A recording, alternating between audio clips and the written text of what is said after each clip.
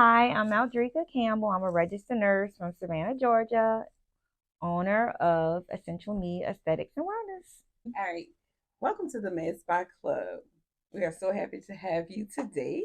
Thanks for We have the having one and only Aldreka Campbell. She is our first guest on the Med Spa Club. We're happy to have her. She's located in Savannah, Georgia, a Med Spa owner. And here at the Med Spa Club, we're going to talk about some behind the scenes things that actually happen in the med spa, happen in the industry, and what does it look like to own a med spa? So, our title today is Behind the Curtains of a Med Spa. me. All right. So, go ahead and introduce yourself and let the people know who you are. So I am Aldreka Campbell. I'm born and raised in Savannah, Georgia. I've been a registered nurse now going on about 17 years. It'll be 17 years this May. So I'm in the hospital for about 14, 15 years, and I am a wife, a mom of four, and now a med spa owner for about 3 years now. We've been open, operating for 3 years, roughly 3.5 years, 4 years since I started the journey. So yeah. Wow, it's Mhm. been a journey, right? Yes, it's been a journey. Let's get into the journey. So, as we're talking about owning a med spa, well, being a nurse by trade, Hmm. going from working in a hospital setting into owning your own med spa, kind of take us on what that journey looks like, mindset wise, and getting yourself prepared moving from the hospital to from being an employee to now being an employer. Okay. It was a big mind, set shift. When I was in the hospital, I never was like in a management role. Mm-hmm. So it was literally, I go to work, I do my job, taking care of patients, I go home, that's it. I can go into being a full time mommy role when I was at home, wife role, whatever a case may be when I was at home. And that was just it. When I wanted extra money, I worked extra shifts. When I was planning on something, I worked extra shifts. When I didn't feel like working, I just didn't work because I was always like in a per diem position. So going from that mindset to everything was totally on me, is that's what it goes from when you go from working as an employee to being an actual employer. It's a huge mindset, especially for nurses, because with nursing you make good. You just used to, hey, I pick up a shift, I can buy this, I can do that. And it was just a whole different perspective when you are in this role, in the employer entrepreneur role. You really have to want it. You really have to want it, because it's a big different mindset. Absolutely. So, when you prepared and opening up your med spa on that journey, as you were working and Hmm. staying up late nights, building your business plan and getting things into motion, did you initially, were you working in the hospital and had your spa at the same time, or did you just get into med spa and you left your job? What did that journey look like? So no, the first year I did do both. And that was the hardest year because I had to work full time. So I was working like 30, 40 hours a week. My kids were still in activity. So, and I was running the med spa. So it was literally like my shift was like 5:30 to 3. So I would go to work in the morning, get off, go and work at the med spa from 3 to 7. And then on my off days from the hospital, I was working in the med spa. So it was literally I was working 7 days a week, literally maybe about 70 hours, 80 hours a week for an entire year. Because number one, I had to just kind of like save up just to be able to transition. I had to pay so much of my debt down. I had to it was just a different mindset and shift. So I had to kind of prepare myself to get in that role. So I had to do both for a year. It wasn't like I wasn't, some people, obviously maybe a little bit fortunate, they can just stop and transition or have investors or money saved up. I didn't. So I had to kind of like get myself out of debt a little bit, save up a little bit to be able to pay my bills and start the business at the same time. So no, I did for the first year and it was hard. I barely saw my kids. I just remember that my kids were so young and it was so stressful, but I did it. I did it. It was a sacrifice. Yeah. And thanks for sharing that, because a lot of people don't realize that you can do both. You don't have to walk away from your job. Some people still have a spot for years and years and have a job at the same time. And your journey can look however you want it to look, and that's why it's called your journey. So yours looked like that. You worked for a year and it was hard, but you did it. You didn't have investors. You didn't have, borrowing all this capital. You did it your way. And that's very good. And that's good. So somebody can know however you want it to look, it can look. It sure can. So let's talk about your team. Do you have a team, or are you a one man show? No, I do have a team. And honestly, that was one of the best things. When starting my business plan, I knew that I wanted to start building a team early on. Because even those first few months when I was just hustling, bustling, doing everything by myself, working at the hospital, working at the running the med spa, it was so many times when I was at work, the phone would ring and someone wanted to book a drip, and I would just like kind of lie and say, "Oh, we're booked for the day," but technically I was at work, so I couldn't. And I was like, you know what? Someone can really be there doing, working while, and I'm turning away, clients turning away money. And so I ended up reaching out to one of my EA. She was like my first hire. She was a good friend of like 8 years. And I was talking to her. She was like, yeah, how about on your days off or days when you're here? I can go there in the daytime and, run things until you get there. And then even if every now and then you want to have a day off. So I was like, well, no, the day off thing, I'm going to just do it. But the days that I was at the hospital, she would go and start working. And then one day she was like, every time, every week we're getting busier and busier. When are you going to leave? Because it's just kind of like we're at a point where we're steady. I did hire her on full time, and that was a big help. I felt like the business started growing more when I started a team, and it took more off me because you want your business to run when you sick, or if you got an event with your kids, or if you want to go out of town and have a vacation, you don't want to put it on stop. And so it allowed me to have that freedom. And I started early on, and that's when, got an esthetician and just kind of like just started with a few more nurses, and it just grew. But it was the best decision I ever made as far as growing the business. Financially, obviously, it can be a lot. It was plenty of days I'm like, Lord, let me just EA get a couple drips enough so I could pay her salary for that day, because nurses are expensive. And that is a real statement, and I'm glad like you're sharing. The things are really important, and that's going to help the person. Like, oh, do I really want to get in the med spa industry? What does that look like? Paying employees, what does that look like? Building a team, and how essential it is to build a team to be able to grow the med spa, because you can't be a one man show and grow and scale. You can't be a one man show. You have to build a team. So currently today, how many people do you have on your team? So really, I have one nurse that's just about full time. Courtney is almost about full time. I would say she ranged maybe about 30 hours.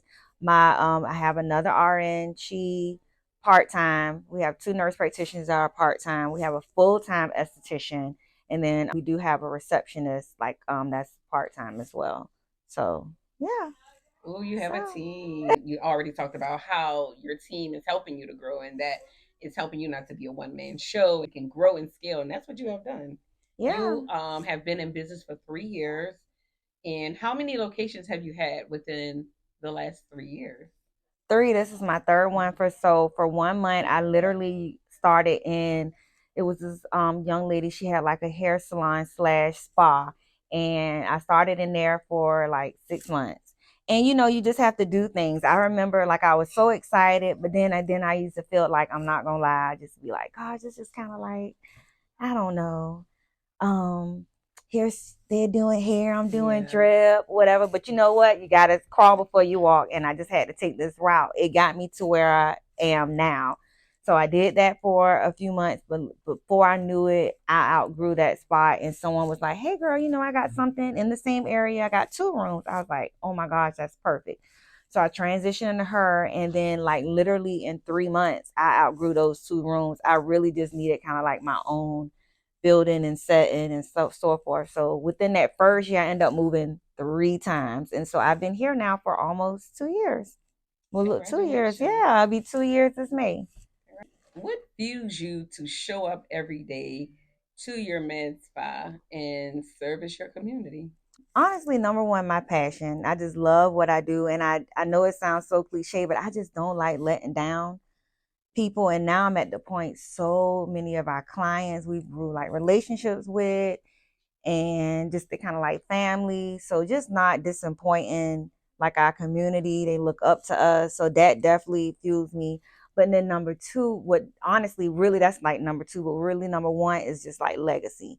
I am really wanting to build a legacy for my kids. My husband and his family really, really inspire me just because my husband, he's a small business owner, and his dad is the one that started the business. And so he would just tell me like all the things that his dad did, like while he was young. He said, I didn't see my daddy for days, just trying to build a business. It would be tight sometimes, just different things. But look to where he's at today. He's never worked for anyone but a family owned business. Just building that legacy for my kids is another thing that really pushes me as well. And I've just invested so much time, and I'm like, if I don't show up for myself, like who will? So I'm all in now. It's just all in. And I knew I was all in during COVID when nurses was just getting crazy and crazy money during COVID, all these travel assignments. And I remember me and you talked. And I was like, well, do I take a travel assignment? But I'm glad I didn't, because I know I wouldn't have been where I'm at today. Yeah. If I would have took a travel assignment, because then I would have got caught up in that. You stay committed. You stay committed to the process. Mm-hmm. And that's when you know you're operating in your purpose. Mm-hmm. And we all have one. And you could have easily said, I'm gonna go get these $10,000 to $12,000 a week. We both could have done it. It was crazy. And it was crazy money. But we looked at, you can play chess or you can play checkers. Mm-hmm. And you decided to play chess. Mm-hmm. And you betted on yourself and said, no, I'm going to stay committed to the spot, and we're going to stick to it. We're going to stick to it in spite of. In spite of, you kept going. So, today a lot of those, contracts and, all that money's not available today. Mm-mm. And they, the nurses that took those opportunities are not looking for other opportunities. Mm-hmm. Some people left the bedside and went into med spa. And they're not here anymore, mm-hmm. But you stayed the course and you continue to show up. You're disciplined, you're consistent, and you're dependable, and your community depends on you. They know you're going to be here, and you have set the tone and you have put your sauce on it. Yeah. So with saying that, what's next? We just want to keep growing, keep expanding, maybe a second location. But just keep growing. We really just want to keep growing.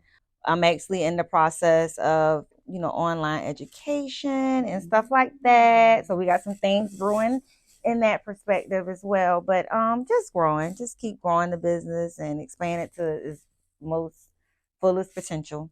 So yeah. Absolutely. Mm-hmm. And last year you were voted best med spa in Savannah. I know. I was so shocked. As a new business owner with med spas that have been here for years, so you came in, you set the tone, you built respect in your community, and people saw you for who you really are, mm-hmm. and they voted you. Mm-hmm. I was shocked because I was nominated. I didn't even, like this year, we were, re-nominated. Mm-hmm. So now we were just kind of like pushing. Last year it was just kind of like, oh, okay, I'm nominated, but this year, it was just different because I'm like, I really can do this.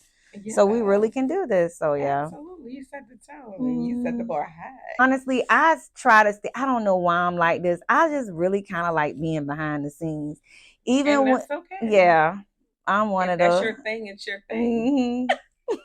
Till it's not. Well, we'll definitely be on the lookout for you and seeing you continue to do great things within your community. One thing we forgot to talk about. We're going to go back a little bit, talking about the beginning of opening up your spa. Mm-hmm. Initially, tell me about your original name and your new name. Okay, so originally it was Aldreka Hydration and Beauty. When we first opened, I always wanted to, get into doing IV hydration, just health, wellness, beauty was always my thing. And so I kind of went to one of my nurse friends, just pitched the idea. We took the class together, and she actually came up with the name, just kind of like she came up with the name, just a combination of different things, and realized that business wasn't the journey. Business is a lot. So you have to give up a lot. And so early on, before we even like opened the doors up, when we was more in just the business planning process, decided, you know what, let me just do my thing. So we already did the LLC. So I was like, let me just keep it. Let me just kind of grow into it. But over time, I felt like the business just had like a different model. I knew eventually I was going to rebrand, but just kind of wanted to get a feel, just see what our purpose, our motto is. And so basically, we end up switching over as of January of 2023 to Essential Me Aesthetics and Wellness, because just our motto here is just kind of like, you are important. Just you got to do things that make you happy, feel good, what's important to you. And so self-care is important. Everything is just centered around mental health. When you feel good, you look good, you're just a better person overall.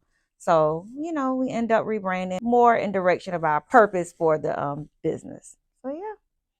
So now we're Essential Me, and we're loving it. Our client, and I was wondering, like, I was kind of scared at first, just wondering like how our clients would do, but everyone really loves it. I like it. I like it too. Yep, it's fitting. Yeah. For sure. Yeah. Okay. Well, thanks for hanging out with us today in the Med Spa Club and sharing your story. Yeah, thanks for having me. Absolutely. What I'm saying we have. What am I saying? I'm supposed to. I keep saying the same thing.